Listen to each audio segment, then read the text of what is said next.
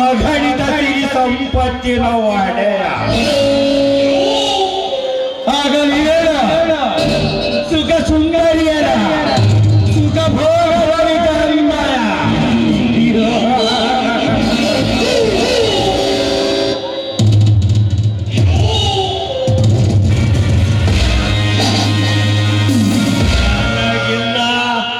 ಯಾರ ಭಯ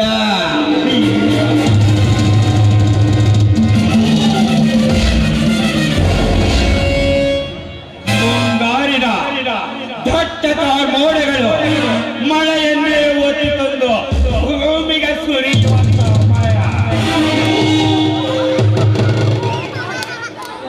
ತನ್ನ ಸಂಗಾತಿಯ ಒಲವಿನ ಆಕ್ಷೇಪಣೆಗಾಗಿ ಮೈ ಮರೆತು ಗರ್ಜಿಸುವ ಮಯೂರ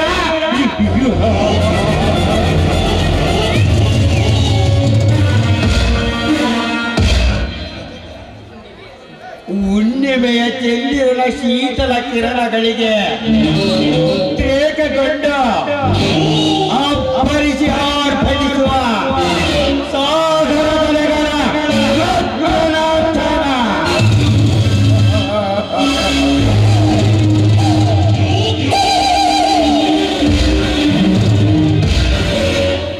ದೇಹದಲ್ಲಿರುವ ಕಾಮಾಗ್ನಿ ಉದ್ರೇಕಗೊಂಡ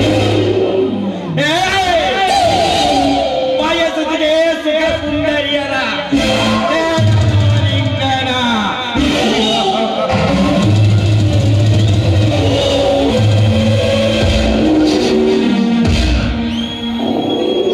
ಮುಂಜಾನೆಯ ಉದಯ ರವಿಯ ಕಿರಣಗಳ ಆಲಿಂಗನಕ್ಕಾಗಿ ಕಾದು ಕುಳಿತಿರುವ ಕೆಂದಾವರೆಗೆ ಕಾತುರ ಆ ಸೂರ್ಯನ ಪ್ರಥಮ ರಶ್ಮಿಯ ಕಿರಣಗಳ ಆಲಿಂಗನದಿಂದ ಅರಳಿ ನಿಂತಿರುವ ಪುಷ್ಪಗಳ ಮಕರಂದವನ್ನಿರಲು ಕೊಂಬಿಗಳ ಕಾತುರ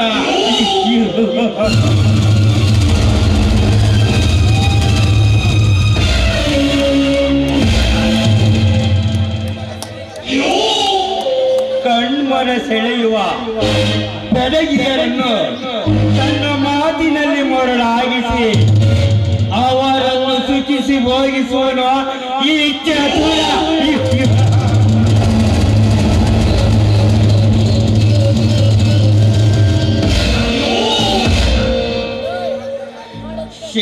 ಶಿಶಿರನಾಕ್ರಮಣದಿಂದ ತತ್ತರಿಸಿ ಬೆತ್ತಲಾಗುವಳು ಈ ಧರೆ ಸುಂದರನಾಗಮನದಿಂದ ವಧುವರನಂತೆ ಗಾರಗೊಳ್ಳುವಳು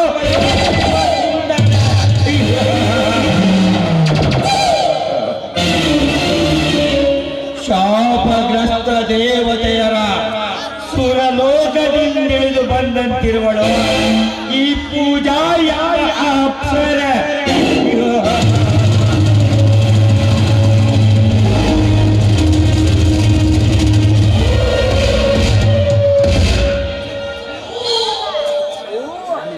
ಅವಳ ಬಾಳೆಂಬ ಭವಿಷ್ಯದಲ್ಲಿ ಮೂಡುತ್ತಿದೆ ಬಡತನದ ಕರಾಳ ಛಾಯೆಯ ಸೆರೆ ನನಗೊಲಿದು ಬಂದರೆ ಅವಳಿಗೆ ನೀಡುವೆ ಸುಖ ಭೋಗದ ಸೆರೆ ಧಿಕ್ಕರಿಸಿ ನಿಂತರೆ ಅವಳಿಗೆ ಈ ಯಮನ ಪಾಠದ ಕಾರ್ಯ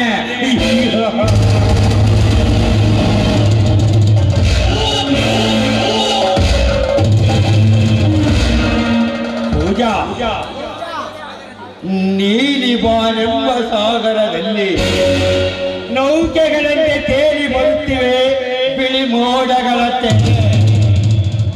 ಆ ಪೌರ್ಣಿಮೆಯ ಚಂದ್ರನು ಚೆಲ್ಲುವನು ಭೂಮಿಗೆ ಬೆಳದಿಂಗಳೆಂಬ ಹಾಲಿನ ಮರೆ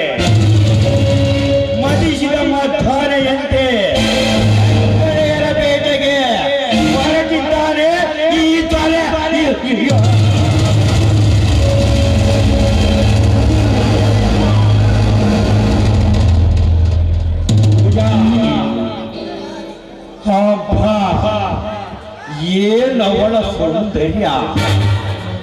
ಒಮ್ಮೆ ನೋಡಿದರೆ ಮತ್ತೆ ನೋಡಬೇಕೆನಿಸುತ್ತದೆ ಎನ್ನ ಆಂತರ್ಯ. ನಿನ್ನ ಮೇಲಾಗಿದೆ ನನಗೆ ಪ್ರೇಮ ಪರವಶ, ನಾ ಬೀಸುವೆ ನಿನಗೆ ಪ್ರೇಮ ಪಾಶ, ನೀನಾಗಲೇಬೇಕು ನನ್ನ ವಶ. ಎಲ್ಲವಾದರೆ ಯಮನ ಪಾಶ.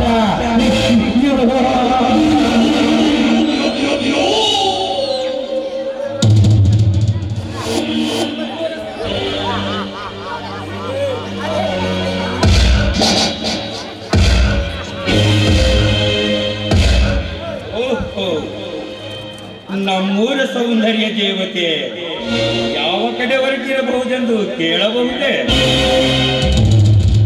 ವಿಜಯ್, ನಿನಗೀಗಾಗಲೇ ನಾನು 100 ಸಾರಿ ಹೇಳಿದ್ದೇನೆ, ಸುಮ್ಮನೆ ನನ್ನ ತಂಟೆಗೆ ಬರಬೇಡ ಅಂತ.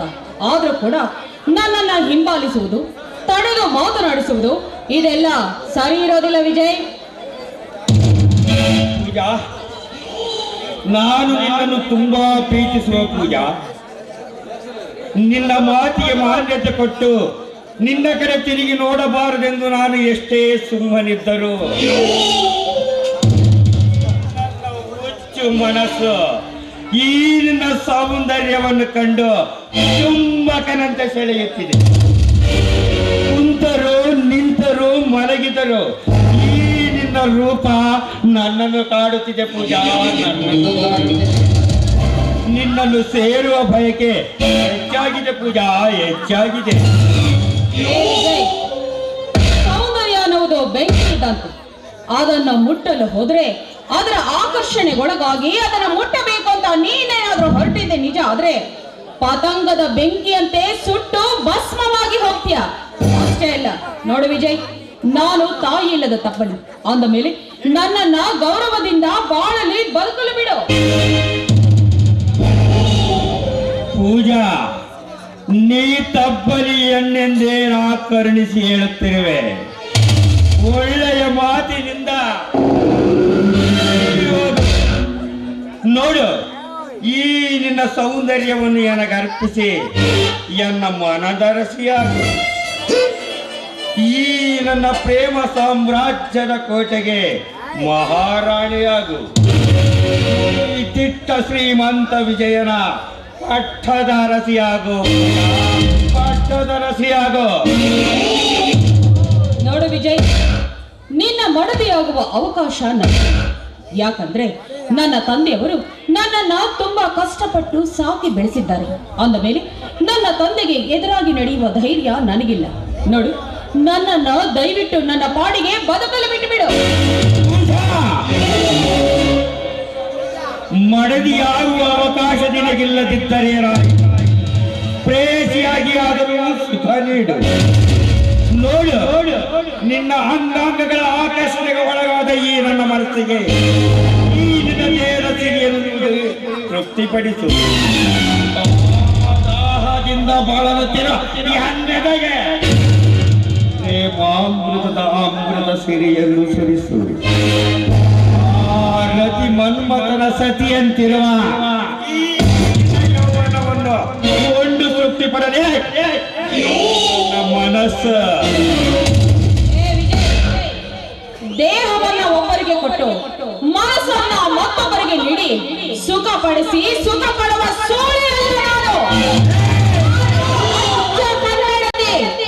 ಬದುಕಿದರೆ ಗೌರವದಿಂದ ಗಾತಿಯಾಗಿ ಬಾಳುತ್ತೇವೆ ಹೊರತು ಸೋಳೆಯಾಗಿ ಎಂದ ಬಾಳೋದಿಲ್ಲ. ದಯವಿಟ್ಟು ಇದನ್ನು ಅರ್ಥಕೊಂಡು ನನ್ನ ಪಾಡಿ ಬಿಡು.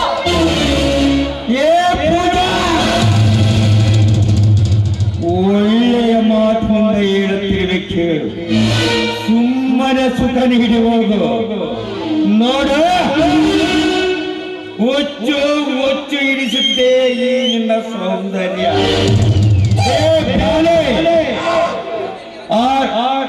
ಆ ರಾಜಹಂಸ ರಕ್ತವೇ ನಾಚಿ ನೀರಾಗಬೇಕು ಕಣ್ಣು ನಿನ್ನ ನಡೆ ಆ ಕಾಳಿಂಗ ಸರ್ಪವೇ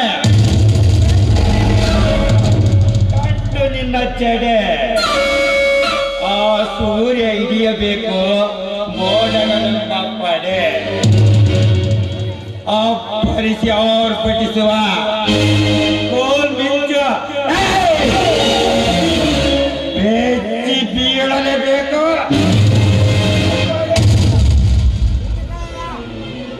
ನೀನಾಗಲೇಬೇಕು ಈ ಋಷಿಗೆ ಮೀಸಲ ಎಡೆ ತಡ ಮಾಡಿದರೆ ಹಿಡಿಯುತ್ತದೆ ನನಗೆ ಮುಚ್ಚೆ ಬೇಗ ಬಾರಿ ನನ್ನ ಪಚ್ಚೆ ಮುಚ್ಚ ಬಾಯಿನ. ಕಲಿಯುಗದಲ್ಲಿ ನಿನ್ನಂಥ ದುಷ್ಟನ ಅಟ್ಟಹಾಸ ಅತಿಯಾಗುತ್ತದೆ. ಭಗವದ್ಗೀತೆಯಲ್ಲಿ ಅಂದೇ ಶ್ರೀಕೃಷ್ಣ ಪರಮಾತ್ಮ ಒಂದು ಮಾತನ್ನು ಹೇಳಿದ್ದಾರೆ ಕಣೋ. ಯದಾ ಯದಾ ಹಿ ಧರ್ಮಸ್ಯ ಗ್ಲಾನಿ ಭವತಿ ಭಾರತ ಅಭ್ಯುತ್ಥಾನಂ ಅಧರ್ಮಸ್ಯ ತದಾತ್ಮಾನಂ ಸೃಜಾಮ್ಯಹಂ. ವಿನಾಶಾಯ ತದಶ್ಕೃತಾಂ ಧರ್ಮ ಸಂಸ್ಥಾಪನಾರ್ಥಾಯ ಸಂಭವಾಮಿ ಯುಗೆ ಯುಗೆ. ಹೆಣ್ಣು ಅಂದ್ರೆ ಏನು ಅಂತ ತಿಳಿದುಕೊಳ್ಳಿ. ಹೆಣ್ಣು ಅಂದ್ರೆ ಕಾಳ ಸರ್ಪವಿದ್ದಂತೆ. ಆ ಕಾಳ ಸರ್ಪದ ಜಡೆ ಮುಟ್ಟಲು ಹೋದ್ರೆ ಈ ನಿನ್ನ ರುಂಡಕ್ಕೆ ಬೀಳುತ್ತೆ ಮಲ್ಲಿಗೆ ಹೂವಿನ ದಂಡೆ. ಅಷ್ಟೇ ಅಲ್ಲ, ಇನ್ನು ಮುಂದುವರೆದು ಹೆಚ್ಚಿಗೆ ಮಾತನಾಡದ ಮುಂದಾದ್ರೆ ಕುದುರುತ್ತೆ ನಿನ್ನ ಹಲ್ಲಿನ ದವಡೆ. ಹೆಚ್ಚಿಗೆ ಮಾತನಾಡದೆ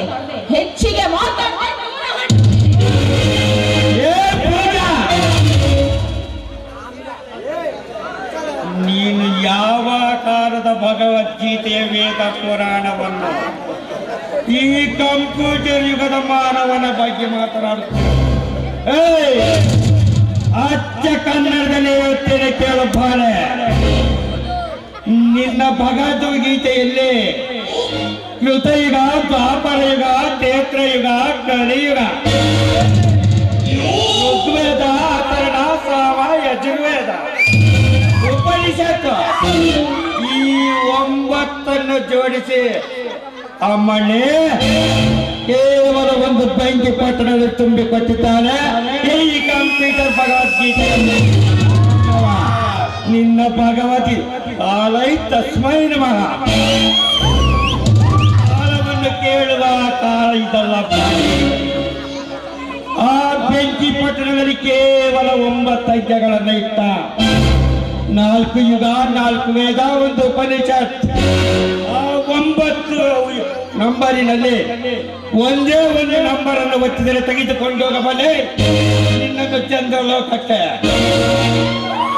ಇಷ್ಟ ಇಲ್ಲ ಅಂದರೆ ಇನ್ನು ಒಂದೇ ಒಂದು ಬಟನ್ ಒತ್ತಿದರೆ ಒಯ್ಯಬಲ್ಲೆ ಪಾತಾಳ ಲೋಕಕ್ಕೆ. ನಿನ್ನ ಭಗವದ್ಗೀತೆ ಕೇಳುವ ಮಾನವ ಯಾರು ಇಲ್ಲ. ಕೃತಯುಗದಲ್ಲಿ ವಿಲನೀಶ್ವರ, ದ್ವಾಪರ ಯುಗದಲ್ಲಿ ಖಳನಾಯಕ, ದ್ವಾಪರ ಯುಗದಲ್ಲಿ ಖಳನಾಯಕ,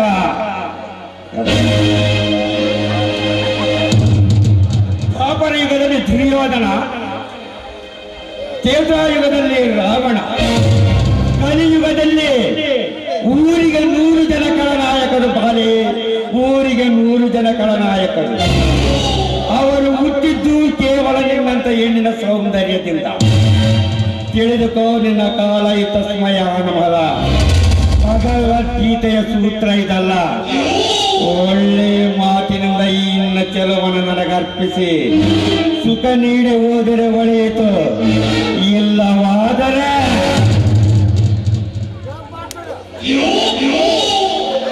ಇಲ್ಲವಾದ್ರೆ ಏನೋ ಮಾಡ್ತೀಯ. ಹೆಣ್ಣಾದ್ರೆ ಏನು ಅಂತ ತಿಳ್ಕೊಂಡಿದ್ಯಾ? ಇನ್ನೂ ಒಂದು ಮಾತನ್ನ ಹೇಳ್ತೇನೆ ಕೇಳು. ಗಂಡು 100 ಸರಿ ಬಿದ್ದಿದ್ದರೆ ಅದು ಬಂಗಾರ. ಹೆಣ್ಣು 1 ಸರಿ ಬಿದ್ದರೆ ಅದು ಎಂದಿಗೂ ಆಗದ ಉದ್ಧಾರ. ಅದುವೇ ಈ ಜಗದ ನಿರ್ಧಾರ. ಹೆಣ್ಣು ಅಂದ್ರೆ ಏನು ಅಂತ ತಿಳಿದುಕೊಂಡಿದ್ಯೋ? ಅವಳನ್ನ ಪ್ರೀತಿಯಿಂದ ಒಲಿಸಿಕೊಂಡ್ರೆ ಅಮೃತದಷ್ಟೇ ಸಿಹಿಯಾಗಿ ಒಲಿಯುತ್ತಾಳೆ. ಅದನ್ನು ಬಿಟ್ಟು ಮೂರ್ಖತನದಿಂದ ಬಲವಂತವಾಗಿ ಒಲಿಸಿಕೊಳ್ಳಲು ಪ್ರಯತ್ನ ಪಟ್ಟರೆ ಕಾಲ್ಕೋಟಕ ವಿಷವಾಗಿ ನಿನ್ನ ಪಾಲಿಗೆ ಮೃತ್ಯುವೇ ಆಗಿಬಿಡುತ್ತಾಳೆ. ಎಚ್ಚರ.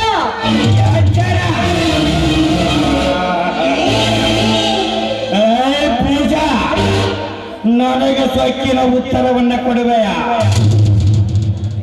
ಪ್ರೀತಿಯಿಂದ ಅಂಗಲಾಚಿ ಬೇಡಿದರು ಬೇಡ ಬೇಡ, ರಾಕ್ಷಸ ರೂಪವನ್ನು ಕೆರಳಿಸಬೇಡ. ನೋಡು, ಒಂದೇ ಒಂದು ಸಾರಿ ಈ ನಿನ್ನ ಪ್ರೀತಿಯ ಧಾರೆಯನ್ನು ಹರಿಸು. ನೋಡು ಪೂಜಾ, ಆ ಮಾಮರದಲ್ಲಿ ಕೋಗಿಲೆಗಳು ಎಷ್ಟು ಇಂಪಾಗಿ ಆಡುತ್ತವೆ. ಈತ ಜೋಡಿ ಹಕ್ಕಿಗಳ ಪ್ರಣಯ ಗೀತೆಯನ್ನ ಕೇಳಬಾರದೆ.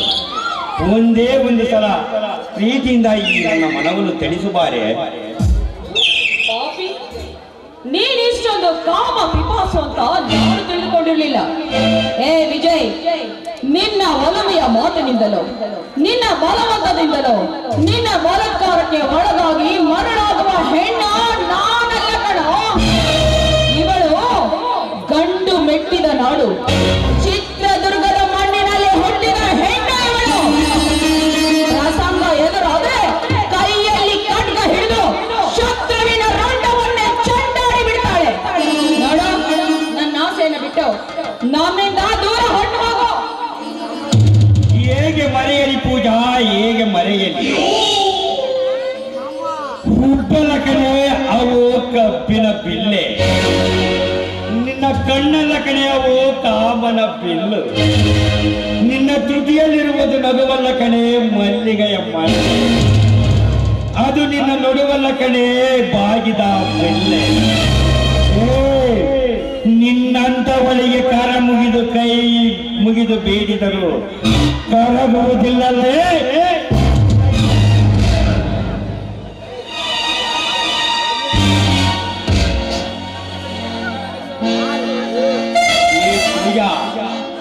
ನಿನ್ನಂತವಳಿಗೆ ಬಲಾತ್ಕಾರವೇ?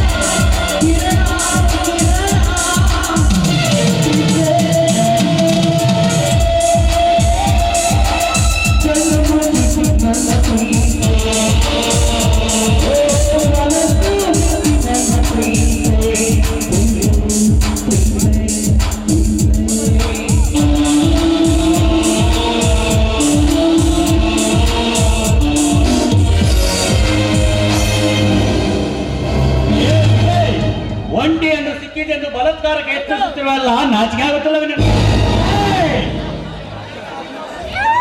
ನಾಚಿಕೆಯಾಗಬೇಕಾಗಿರುವುದು ನನಗಲ್ಲವಲ್ಲ ಮಗನೇ, ನಿನಗೆ. ನಿನ್ನಪ್ಪರ ವಿಷಯದಲ್ಲಿ ಬಂದು ಮೂಗು ತೋರಿಸಿದವನು ನೀನು. ನಿನ್ನ ಪಾಡಿಗೆ ಬಂದ ಕೆಲಸವನ್ನು ನೋಡಿಕೊಂಡು ಸುಮ್ಮನೆ ಇಲ್ಲಿಂದ ಹೊರಟವಳ ಮಗನ. ಕಣ್ಣೆದುರು ಅತ್ಯಾಚಾರ ನಡೆಯುತ್ತಿದ್ದರು, ಕೈ ಕಟ್ಟಿ ಕೂರುವ ಹೇಳಿ ನಾನಲ್ಲ ಕಣು. ಅನ್ಯಾಯ ಎಲ್ಲಿ ಕಂಡರು ಅದನ್ನು ಎದುರಿಸುವ ಗಂಡು ಈ ಸಿಡಿಗೊಂಡ. ನೀನು ಹಾಕಿರುವುದು ಹೂವಿನ ಅರಕಲವನೇ ಮಗನ ಕೈ. ಮೈಯೆಲ್ಲ ವಿಷ ತುಂಬಿಕೊಂಡಿರುವ ಘಟ ಸರ್ಪದ ಬಾಲಕ್ಕೆ. ಅದು ನಿನ್ನನ್ನು ಕಚ್ಚಟೆ ಬಿಡಲಾರದು ಚೋಟೆ. ನಿನ್ನನ್ನು ಹುಳ ಸರ್ಪಗಳಲ್ಲ ತೀರುವುದು ಈ ಆವಡಿಗೆ ಚೆನ್ನಾಗಿ ಬರ್ತದೆ. ಮುಚ್ಚೆ ನಡೆಯೋ, ಹೋಗುತ್ತೇನೆ ಮಗನ, ಹೋಗುತ್ತೇನೆ.